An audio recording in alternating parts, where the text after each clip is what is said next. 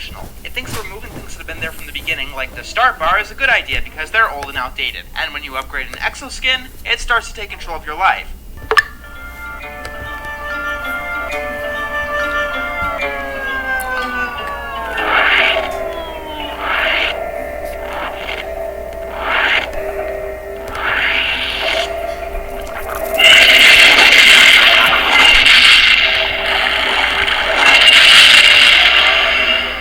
Someone who you're not, and try to say things that you don't want to do. Where my evil is law, now the fool seeks to return to the past and undo the future that is Aku.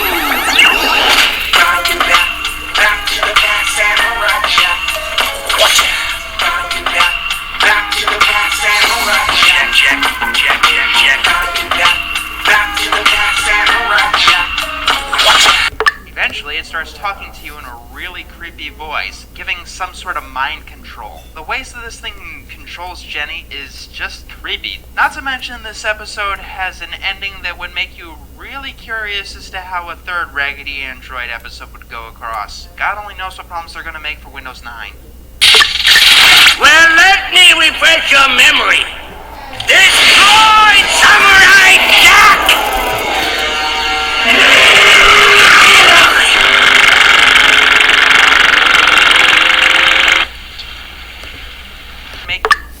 Curious as to how a third Raggedy Android...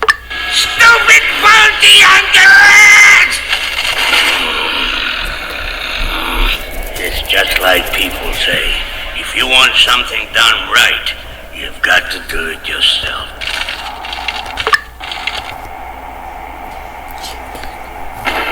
Do it yourself?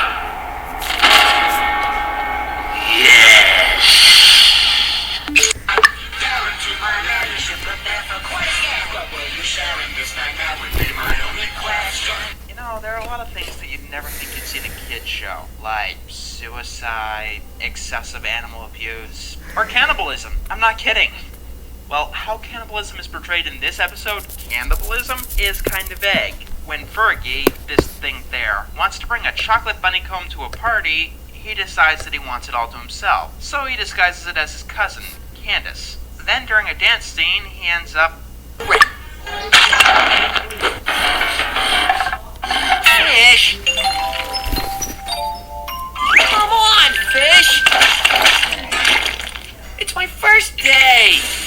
And I want to bring a fucking present! Yeah! I'm an authority figure now. That means you have to do what I say. And I say... Stay here!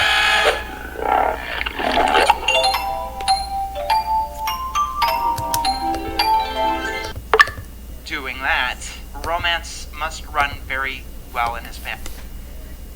Emily. No loitering, Mommy! Let's pack up Junior here and get a move on! Drop the nut! That's public property! Mister!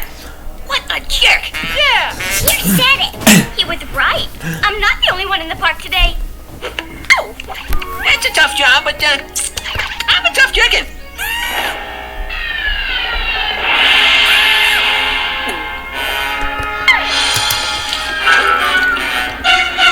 Then he eats her. Okay, so there really isn't any cannibalism, I think, since people put chocolate inside piñatas.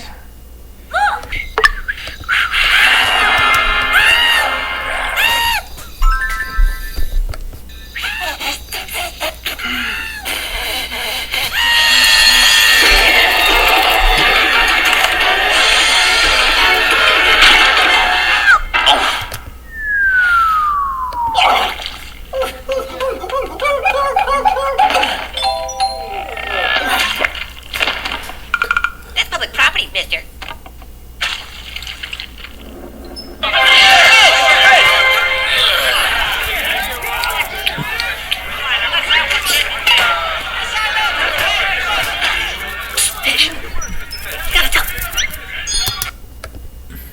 But the authorities dress Fergie up as Hannibal Lecter and put him on trial for cannibalism. Just the fact that someone put the concept of cannibalism in a kid's show and went so far as to put him on trial for it, that's kind of disturbing.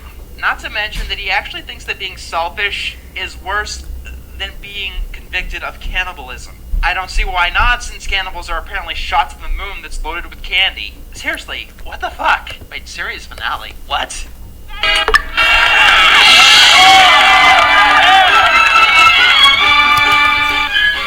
I have to toss a few papers with his picture on it. At least I'm rid of that fish!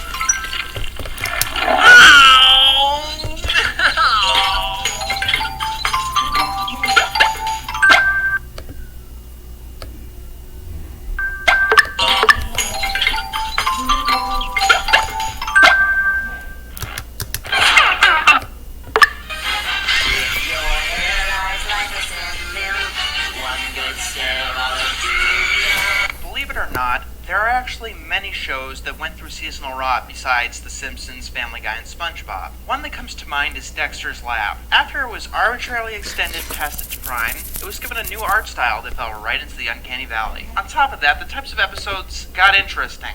In the episode Jeepers Creepers, Where is Peepers, an anime-style villain kidnaps a dog creature, and for most of the episode turns him inside out in a horrifying, grotesque way.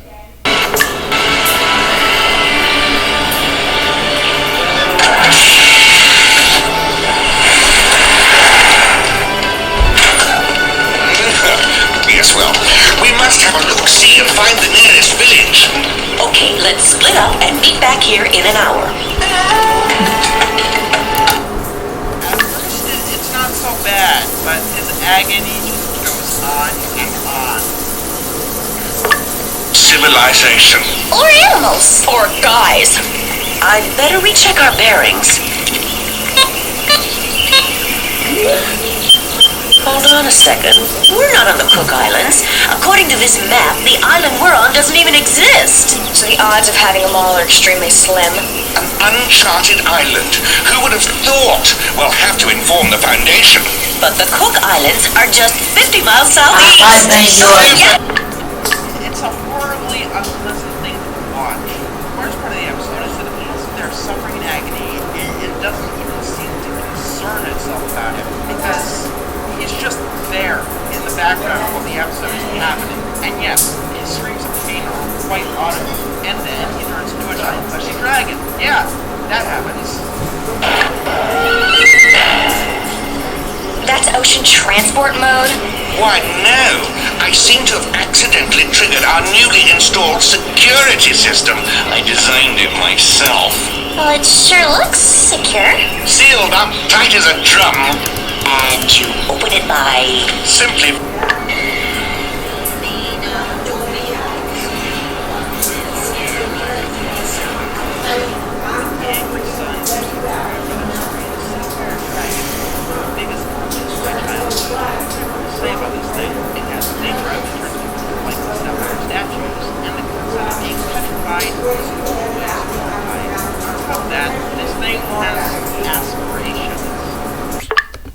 Please just get out of my laboratory. I don't want to play with you no more.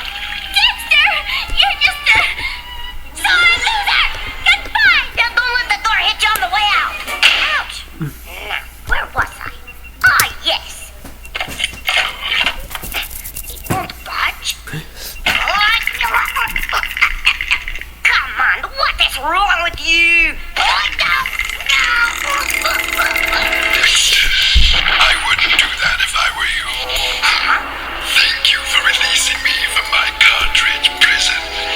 Now, I, Master Computer, have plenty of cyber... After it's taken over enough people, it turns them into its minions. With the more victims it claims, the more powerful it gets. This thing left such an imprint on me that I always wanted to know whose hands it was in during the show. But alas, it was like the Golden Tire Clause. A game-breaking Shengang Wu that the writers knew that they had to keep out of the story to keep any sort of tension. Which kinda made me worry about when it would pop up again. Every time the Shengang Wu changed hands, like in the very next episode, I wanted to know where the hell this thing was. And then it finally popped up, and it was disappointing, to say the least.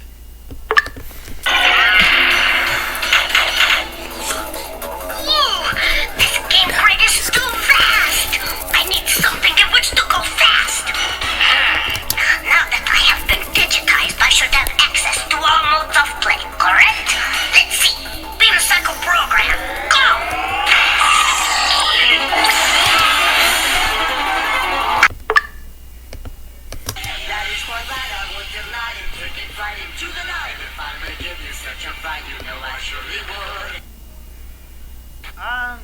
gonna let this one speak for itself.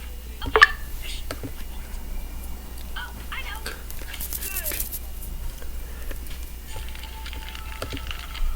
See, this is proof that these children are deceived. Average. Find a daily quantitative taxing on the mind to help unwind us, so inclined I have a small suggestion. Hey, remember what I said? If the episode specifically take place on a Halloween-type holiday, it's allowed. Plus, if there were none of my rules, I'd go with Jack in the Haunted House. I believe that episode is much more disturbing than this one, but this one is fairly disturbing too, for the same reason that That's Life is kind of disturbing. Jack walks into a haunted graveyard and must fight off zombies. That's pretty much the gist of it. Yeah, why I don't talk about the show too often, except in, like, lists or something, is because it's very hard to talk about an individual episode. In this episode, Samurai Jack fights zombies all night, and since they're pretty much infinite, they begin to slowly whittle him down. Not to mention, there's the final showdown where he's fighting his own sword, and the feeling of helplessness is really instilled in this episode. What is that? You got a tapeworm, buddy. Must have been that raw burger you ate. A tapeworm? I had a tapeworm! Oh!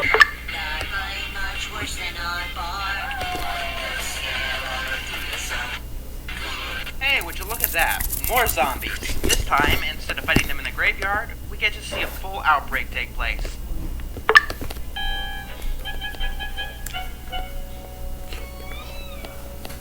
Well, here's a fight for sore eyes.